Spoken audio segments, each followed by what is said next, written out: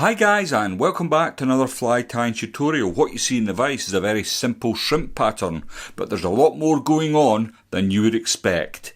So without further ado, let's get into it. The hook in the vise then is a Hanak H310 barbless hook. This one's at size 8, it's on a heavy wire and it's finished in black nickel. Now the first thing I'm going to do is add some adhesive lead foil. Now what is that, you may ask? So I've got some here, and as you can see, it's just a sheet of foil. Now if you're going to cut this with scissors, ensure you use your oldest pair of scissors because it'll just blunt them. What I like to do is use a ruler and a Stanley knife to cut little strips for the number that I'm going to tie. In true Blue Peter style fashion, here's a little strip that I cut earlier. So I'm going to use my nail to hold that in place. I'm just going to bring it round. Now, depending on the size of the shrimp that you're tying, will depend on the width of your adhesive lead foil, obviously. So I'm going to stop well back from the eye and I'm going to take that away. So that's fairly flat. You see a little bit at the bottom there, but I'm not overly worried about this because at the end I'll show you a little tip that's going to give us an excellent profile on this shrimp pattern. So I'm going to bring that all the way up. Now, many years ago, I can't remember the name of the book, I think it was Euro Nymphing. I think it was a book that came out by Hens. And in that book, Yuri Klimmer was telling how he ties shrimps, and he likes to have the weight mostly at the back of the hook, and the reason for that was it would then sink, bend down first, and I can see the logic in that. Any fish coming up would take it better, and you would get a lot more hookups. Now, the thread I'm going to be using for this is classic wax thread from Simplify. This is the medium olive. Now, shrimps come in all shapes and sizes. I'm just using size 8 today because it's much easier for tutorial purposes. Now, I would tie my shrimps down to a size 16. I don't think I've got any at 18, but I'm just going to cast on at the eye there, and I'm going to try and get touch and turns over the wire, although again it's not going to make a great deal of difference. I'll come all the way to the bottom of the lead, and then I can just come in with my scissors and take that away. I've got to admit that I'm a little lacking in the shrimp department in my boxes, and I've been spending the last few tying sessions tying up a few shrimps to try and get back to some realm of a box full of flies. It's a bit like the YouTubers, it's a bit like the car mechanic. He's got the worst car in the garage, and my fly boxes are certainly that at the moment. So I'm going to come back up with my thread. I've got a little bit of fluorocarbon, I think it is, but it doesn't matter, copolymer. It's about £3, and I'm going to catch that in, and this is going to form my rib. And again, I'm going to take the opportunity to try and cover up as much of the lead foil as I can as I go down. And then I can come back up, and I'm going to stop just about there. Now, what I'm going to be using for the Shellback is this fine stretch golden olive. It's from Troutline. It's lovely stuff. Now, you get various different Shellbacks now, and some of them are really hard and they're quite difficult to work with. This is an absolute doddle. Once you've got a little bit out the packet, you can catch it in with your thread, and it's pretty pliable. It'll bend to your will, so to speak. So what I've done now, I've caught that in. I'm going to just pull it a little tighter over the shank of the hook, and as you can see, it's helping with covering up the lead at the same time. Now, as I said, there's a lot more to this than you would think. I, for many years, just would rattle up a shrimp and it would be oversized. It would be far too fat. Shrimps are very thin creatures, and you want to try and keep the amount of dubbing you're putting on to a minimum. Now I'm using some Trout Stalkers dubbing. Now this is a hybrid dub, so it's got synthetic fibres and natural fibres mixed in, which gives the effect I want. Now I don't want too much of the dubbing. Very, very thin. Remember, we're trying to keep this body nice and slim. And the reason for that comes down to a chap from a few hundred years ago called Archimedes. Now, you might have heard of Archimedes' principle. It's been thrown in my face a few times when it comes to the sinking rate of flies and why they sink so fast. Now, I'm no scientist and I'm not going to try and explain the principle, but I'm sure if you look it up on YouTube, it'll pretty much tell you it's density versus buoyancy.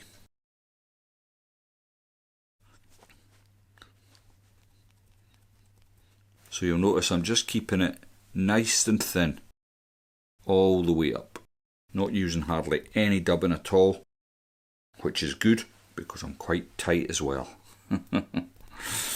Next, I'm going to bring my stretchy shellback over the top. Now, at this point, it can be a little slippery, so just make sure it's in the right position, and then get a couple of wraps over the top. Get another 2 or 3 wraps in there. And what I always like to do is just come in front of the material. Now what that does, putting them extra wraps in there, it means when I snip away, the other thread won't back up and I'll end up with my shellback hanging off the back of the fly, which I very obviously don't want. So I'm just going to check that again. What do they say? Measure twice, cut once. That looks pretty good. So I'm going to now grab my mono or fluoro, whatever you've chosen to use, and at the bottom I'm going to get a small segment into the fly. Now what I like to do is start off with quite small segments, and as it comes up to the back of the shrimp, as with the natural insect, the segments do tend to get a little bigger over the back. Now this is on the larger side of the shrimp patterns I would use, and it would be a point fly of a team of 3 shrimps perhaps for the river, and the other flies would be a little smaller. Well, I say a little smaller, probably a lot smaller if I'm perfectly honest. Around 16s and 14s is my favourite size for shrimp. So I've secured the tippet in at the head, and I've now got quite a lot of space at the front here, which I want. Now it's going to take a couple of seconds. Again, I may speed this section up.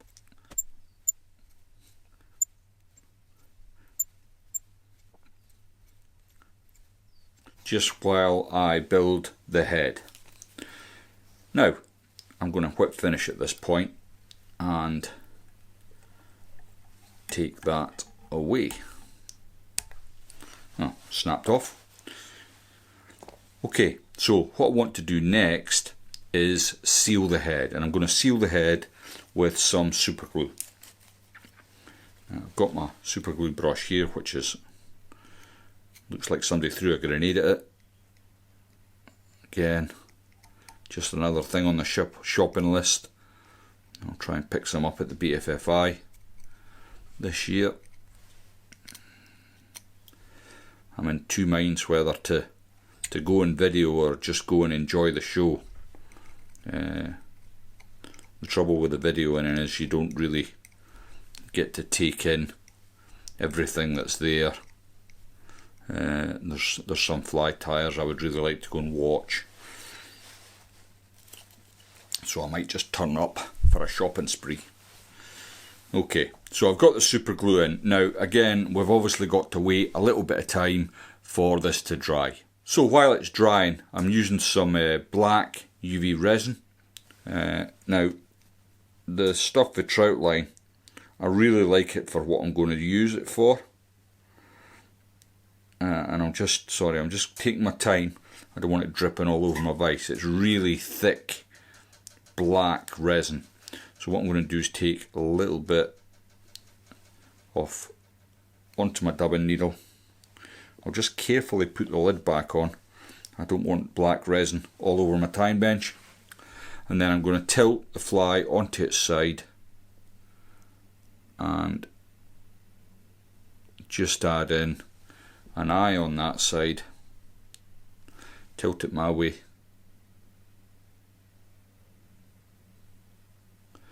And an eye on your side. Now, the one thing about shrimps, regardless of colour, size, they've all got quite prominent black eyes. So I try, where possible, in the smaller sizes sometimes I just don't bother.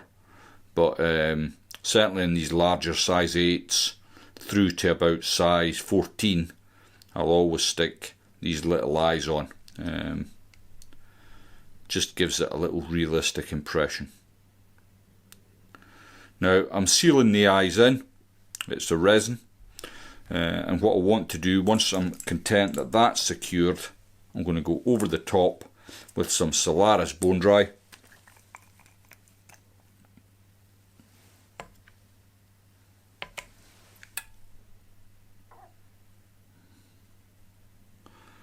And this just finishes the fly off nicely. Now I did say I was going to give you a top tip before the end of the video, and I did nearly forget, but thankfully I've remembered, because it is quite a crucial part of the video really. So let's cure this off first of all. So shrimps, they're really effective if you're a river angler. I dare say you've got a box full of these. But they can also be really effective on still water. Shrimps are a staple for trout food or grayling, whatever your quarry may be. A readily available item in most environments.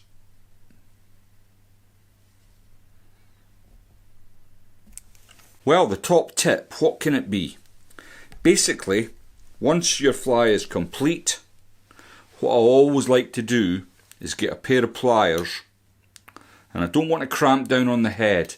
I want to cramp down on the body that I've created. Now, if you put a lot of lead in there, then what it does is it just changes the profile of the fly slightly. And I'm just going to pop it back into the vise. Now, it's probably difficult on the camera to see that I've made much difference there, but I can certainly see it's a lot thinner on the top, and it's going to sink through the water column much quicker. Thanks very much for watching, and I'll see you all in the next one.